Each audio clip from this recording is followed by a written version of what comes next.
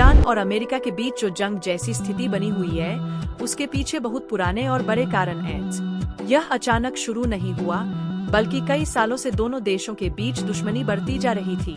पहले ईरान और अमेरिका दोस्त थे, लेकिन 1979 में ईरान में इस्लामिक क्रांति हुई और नई सरकार अमेरिका के खिलाफ हो गई। उसी समय ईरान में अमेरिकी दूतावास के लोगों को बंधक बना लिया गया, जिसके बाद से दोनों देशों के रिश्ते खराब होते गए और आज तक ठीक नहीं लौट हुए। सबसे बड़ा कारण परमाणु।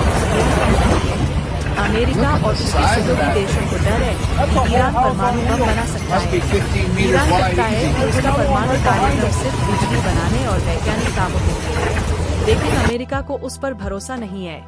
इसी वजह से अमेरिका ने ईरान पर कई आर्थिक प्रतिबंध लगाए, जिससे ईरान की अर्थव्यवस्था को भारी नुकसान हुआ। ईरान इन प्रतिबंधों को अन्याय मानता है और कहता है कि अमेरिका उसे कमजोर रखना चाहता है। दूसरा बड़ा कारण मध्य पूर्व में ताकत की लड़ाई है।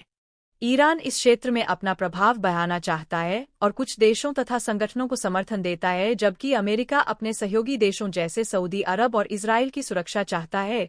इसलिए जब भी ईरान ताकतवर होता है, अमेरिका उसे रोकने की कोशिश करता है। इजराइल भी ईरान को अपने लिए बड़ा खतरा मानता है, क्योंकि ईरान के पास लंबी दूरी की मिसाइलें हैं जो इजराइल तक पहुंच सकती है।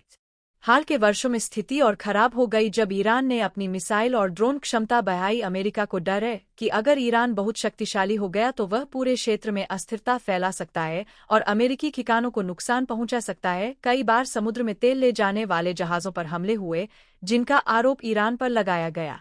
दुनिया का बहुत सारा तेल एक संकरे समुद्री रास्ते से गुजरता है और अगर वहां खतरा हो जाए तो पूरी दुनिया में तेल महंगा हो सकता है।